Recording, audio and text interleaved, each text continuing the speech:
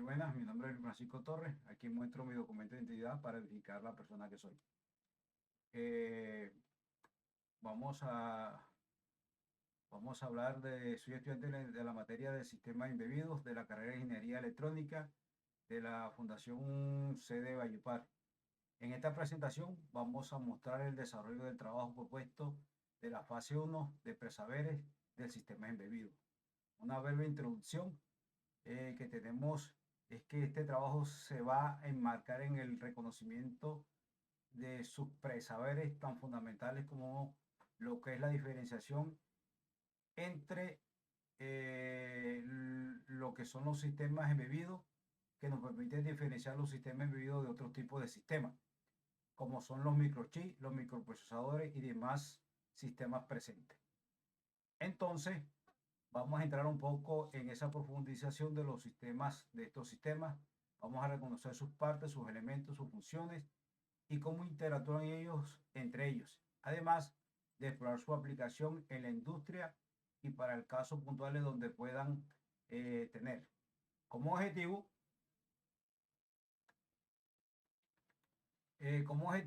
vamos a describir los componentes, conceptos, sus elementos, sus funciones, cómo interactúan entre ellos. Inicialmente tenemos un punto que nos indica el trabajo, resultado del trabajo, del trabajo que desarrolló, en donde básicamente nos preguntan cuáles son las diferencias entre un microprocesador, un microcontrolador, una single board, un computer USB-C y un sistema embebido, en donde básicamente tenemos que el microprocesador, que es el elemento que vemos aquí,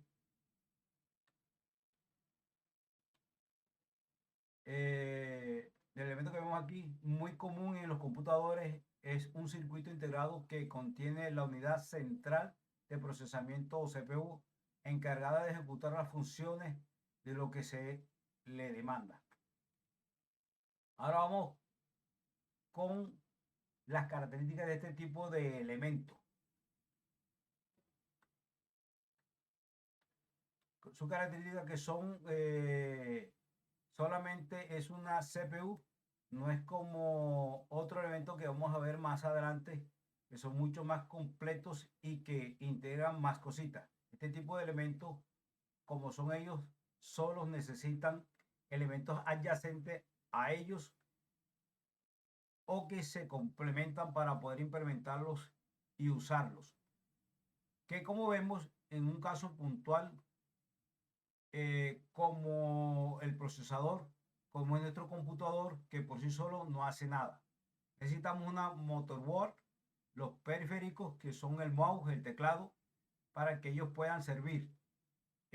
La aplicación de estos son fundamentalmente, son fundamentales, obviamente, porque sin el server de todo son los que nos permiten desarrollar los procesos y usan muchos de los servidores, se usa mucho en los servidores, en los computadores, como ya lo dijimos, en estaciones de trabajo, sistemas industriales complejos que se requieren para esto, pero pues dependen de otros elementos para lo que podemos dar uso. Tenemos los microcontroladores. Los microcontroladores es donde básicamente es un circuito integrado muy compacto y muy pequeño. Hay unos más grandes que otros, pero vemos que podemos encontrar microcontroladores muy pequeños que contienen un chip dentro de ellos, la CPU y memoria y periféricos acoplados internos dentro de ellos, es donde se utilizan para funciones específicas muy común. Por ejemplo, este tipo de aplicaciones en placa de controles de motores en casos muy puntuales y en otras materias que hemos desarrollado trabajando con microcontroladores que con una simple conexión básica internamente dentro de ellos nos permite controlar motores. Entonces, con nada más el cableado y adicionalmente el elemento de controlar son muy complejos. Ya, entonces seguimos acá.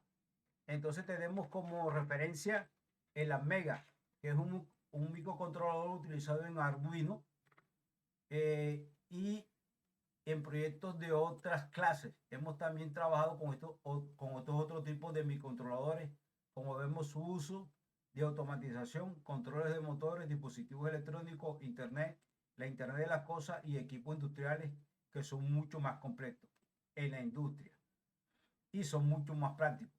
No requieren de un alto consumo de energía y optimizando como es tan compacto y sirven muchísimo. Ahora, tenemos, tenemos una tabla comparativa que vemos acá. Tenemos una comparativa que vemos acá, un diagrama en donde pues básicamente vemos que en esencia de la CPU está encapsulada y que requiere un dispositivo externo como una RAM y los periféricos, pero que este elemento, que es el microchip, mi controlador, viene todo interno dentro de él, nada más para ya ser utilizado, anexándole el cargado de los elementos. Tenemos entonces la single board o computadores de placa unidas. Entonces, ¿qué es una single board? Es una computadora completa construida en algo muy práctico, muy integrado en una sola tarjeta electrónica que incluye el procesador, memoria de almacenamiento,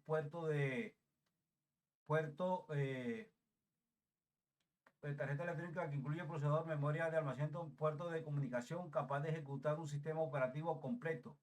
Entonces, como si tomáramos una computadora y la simplificáramos y nada más necesitaríamos conectarlos unos periféricos, una pantalla, un mouse y un teclado para que podamos trabajar en ella.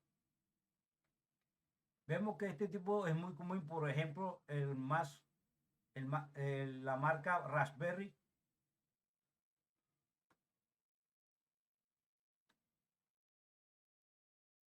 La marca Raspberry, que tiene bastante desarrollo con este tipo de elementos. Vemos que ya esto es como para ciertas aplicaciones un poco más detalladas, en donde se requiere el uso de elementos un poco más puntuales, como por ejemplo la robótica, la visión artificial, los prototipos, educación mini, servidores y también el tema de portabilidad para lo que cuando se requiera desarrollarse un sistema operativo se puede implementar mucho más fácilmente con estos tipos.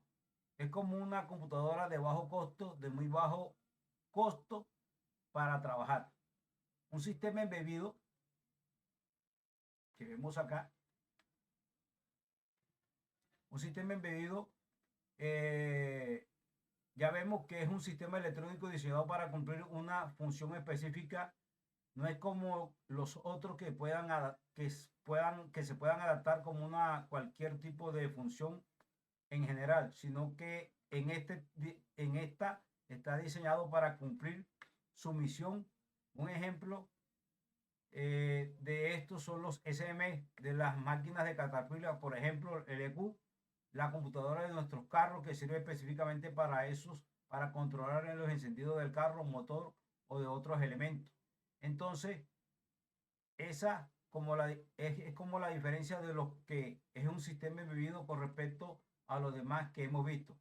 Tenemos una comparación aquí resumida que hicimos para que estuviera incorporada. Aquí se puede detallar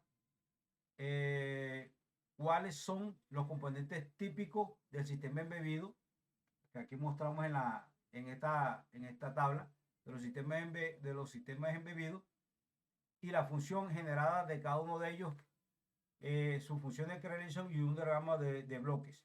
Pues básicamente, aquí lo que hicimos fue detallar como los componentes típicos que fueron los que mencionamos anteriormente en los conceptos, en donde pues tenemos aquí, desglosamos un poco, pues no tenemos que esconder mucho de esto, porque lo que ya vimos, sabemos que la CPU puede, de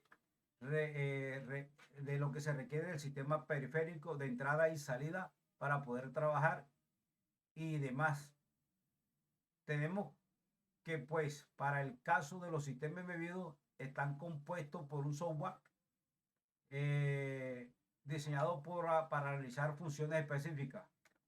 Sus componentes pueden variar según la aplicación, pero por lo general, cuando hablamos del sistema embebido puntualmente, y aquí enfocado en un sistema embebido, tenemos que hay una unidad de procesamiento, una memoria que almacena el programa y los datos. Tenemos los periféricos de entrada y los periféricos de salida. Los periféricos de entrada obviamente son los sensores después que se utilizan el sistema embebido para tomar sus decisiones o procesar. Eso es para tomar las acciones. Las salidas, que son los relojes, las pantallas, los motores, válvulas, etcétera, cualquier elemento actuador que se necesitara para él. Las interfaces de comunicación, o sea, los medios en donde sean comunicados los elementos. Los sistemas de alimentación, lo que alimentan la energía, el temporizador, que es como lo que da el tiempo al ciclo que se cumple. Cada vez que el sistema empieza a trabajar, entonces se da por el ciclo de funcionamiento y el software diseñado para este. Aquí tenemos un diagrama.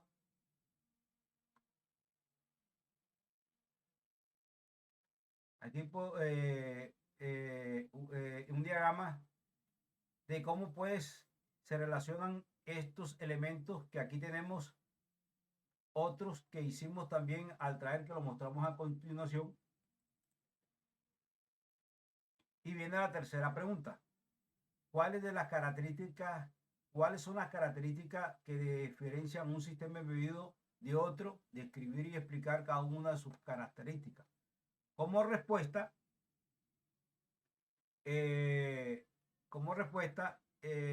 básicamente lo que diferencia el sistema embebido de otro describe es la función, y dependiendo de esa función va a depender los elementos que van a necesitar este sistema embebido para poder trabajar. Entonces no es lo mismo un sistema embebido que esté diseñado para controlar un motor que para el tema de un monitoreo de un generador, o un sistema de protección, o un sistema de monitoreo. Entonces no es lo mismo uno que va a requerir unos requerimientos especiales, va a requerir la adaptación de un programa específico. Entonces este tipo de elementos nos va a definir un sistema embebido que nosotros tenemos. Nos define también de pronto la calidad del sistema embebido, los elementos que lo conforman, su calidad, las capacidades que se tiene. Entonces pues un sistema embebido va a ser mejor que otro dependiendo de la calidad que se tenga. Eso le va a permitir trabajar de una manera más óptima. Tenemos el requisito del tiempo real, también marca eso, porque hay sistemas embebidos que pues trabajan en tiempo real, procesando señales muy rápidamente. Por ejemplo, un sistema embebido es muy puntualmente el sistema de IVAT de un carro, que necesita estar monitoreando muy rápidamente la actuación de los sensores, por ejemplo, de colisión de un vehículo, para que se activen en microsegundos. Entonces este tipo de sistemas tienen que ser muy refinados en nivel de integración, que es tan compacto y que también esté realizando los diferencia. El consumo de energía, las interfaces también nos diferencian. Entonces vemos que hay muchas formas de cómo ver un sistema embebido. También la diferencia del programa utilizando el software. Ahora vamos a la respuesta de la siguiente pregunta, que es la pregunta 4. Dice, ¿qué significa el término de lenguaje de máquinas y código de fuentes? Y código de fuente. Pues nuestra respuesta, aquí vemos la diferencia entre estos dos. Tenemos que un lenguaje de máquinas es el conjunto de instrucciones en un formato binario 1 y 0, que el procesador puede ejecutar directamente sin necesidad de traducción adicional. Y vemos que pues esto es el lenguaje básico con lo que se trabaja hace mucho tiempo en las maquinarias. Un lenguaje binario, lenguaje de máquina que pues se entiende meramente en las máquinas. Vemos que para escribir una letra o un número lleva una secuencia 0, 0, 1, 0, 1, 0 y así sucesivamente. Ese es un lenguaje de máquina, mientras que el código fuente es un lenguaje escrito por desarrollador y que puede compilar y desde una lógica, una serie de instrucciones, va bajo una serie de instrucciones para poder lograr una estructura comprensible y ejecutable. Se compila ese código como tal, es traducido posteriormente en esa compilación y se interpreta en un lenguaje de máquina para poder ejecutarse. Entonces viene la quinta pregunta que nos dice, ¿cuál es la diferencia entre un lenguaje de bajo nivel y uno de alto nivel? Proporciona un ejemplo de lenguaje en ambos tipos. Bueno, tenemos que un lenguaje de bajo nivel es aquel que está muy cerca de la arquitectura del hardware y ofrece control directo sobre el registro, memoria instrucciones del procesador que permite programas muy eficientes y rápidos, pero es más difícil de escribir y mantener porque depende del tipo del CPU. El principal ejemplo de un lenguaje de bajo nivel es el Assembly. Pues bueno, eso está muy claro y estamos hablando de ahí. Tenemos que un lenguaje de alto nivel es un poco más abstracto, un poco más cercano al lenguaje humano, es un poco más dado como el dialecto de las palabras, pero que pues ahí pues se nota que se reduce la complejidad y no depende únicamente de la arquitectura en específica y pues permite ser un poco más portable y legible, es más amigable al momento de desarrollarse. Un ejemplo de esto es el MATLAB, Java, Python. Son los lenguajes de alto nivel. Ya los otros lenguajes de bajo nivel son un lenguaje más primitivo que no están tan bien pulidos o tan desarrollados para que puedan ser relativamente fácil de entender por las personas del común. Entonces, ¿cuál es la diferencia entre un lenguaje de programación compilado y un interpretado? Que es la sexta pregunta. ¿Cuál es la diferencia entre un lenguaje de programación compilado y un interpretado? De un ejemplo de ambos tipos. El lenguaje compilado es aquel cuyo código fuente se traduce completamente al lenguaje de máquina antes de ejecutarse, viajando un compilador. El resultado es un archivo ejecutable que corre directamente en un sistema sin necesidad de un código original. Esto puede producir programas más rápidos y eficientes, como habíamos dicho semanas más atrás. Y tenemos como interpretados es aquel que el código se ejecuta instrucción por instrucción a través de un intérprete sin generar necesariamente un ejecutable independientemente previo.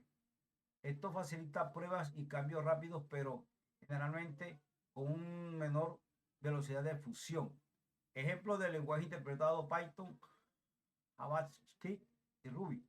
Entonces vemos que a medida que se vaya modificando el código de este lenguaje interpretado, se van irse ejecutando paso por paso,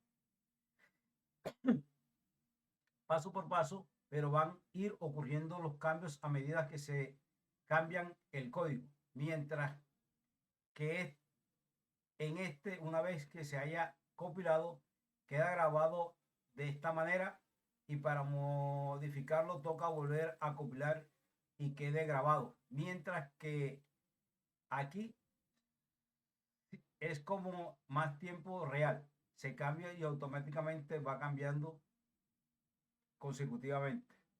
Volvemos a la pregunta 7. El punto 7 dice cuál es la diferencia entre el firmware, el bootloader y un sistema operativo en el contexto de los sistemas embebidos. El firmware es el software principal que controla directamente el hardware del sistema embebido y define su funcionamiento específico. Está almacenado normalmente en una memoria no volátil flash y se ejecuta al encender el dispositivo. Contiene la lógica de control, manejo de periféricos y procesos principales de la aplicación. El bootloader es un programa pequeño que se ejecuta primero al arrancar el sistema y cuya función es iniciar el hardware básico y cargar el firmware o el sistema operativo en memoria para su sujeción. También puede permitir la actualización del firmware sin necesidad de equipos externos especializados. Un sistema operativo embebido es una capa de software que administra los recursos del hardware y permite ejecutar múltiples tareas de forma organizada. Puede ser un RTO, sistema operativo de tiempo real, o un sistema embebido más complejo como el Linux embebido. A diferencia del firmware simple del sistema operativo, gestiona la planificación de las tareas, memoria y dispositivos de servicio de comunicación. Ahora, de la consulta del artículo, nosotros nos basamos en el artículo de Herrera García, y demás, en donde hablamos acerca de la automatización de un digestor anaeróbico, con un sistema embebido para la producción de biogás a partir de los residuos de aceite de palma. Extrajimos el título, que fue lo que ya vimos: el uso del sistema, aplicación del sistema embebido para la automatización y controlar el digestor anaeróbico y producir biogás, midiendo variables y regulando esta. Se utiliza un sistema Arduino UE, una plataforma microcontroladora basada en la ARMC Cortex M3, utilizado para la controlación del proceso de biodigestión y adquisición de los datos de automatización del reactor y el lenguaje de desarrollo en el trabajo C++.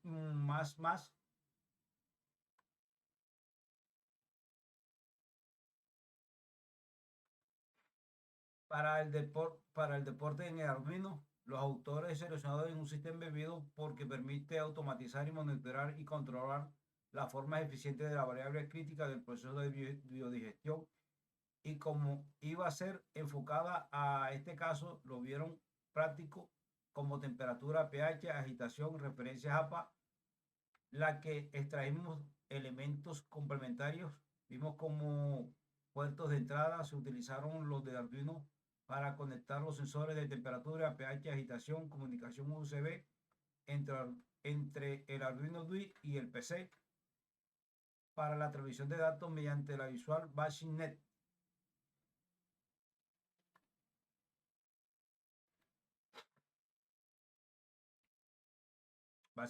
Los periféricos utilizados, sensores ambientales integrados, lo que vimos de pH, detección de gases, módulo de adquisición analógica y digital. Tenemos los sensores utilizados de que fueron los que ya vimos, del pH, de temperatura y de los gases, y adaptadores usados al artículo. Se centran como tal en el monitoreo, por lo cual los adaptadores no son los principales. Sin embargo, el sistema daba mención a que permita controlar elementos como agitadores y bombas que permitan variar sus momentos, el comportamiento de la generación de los gases. Y pues ya con esto damos conclusión del trabajo. Muchas gracias.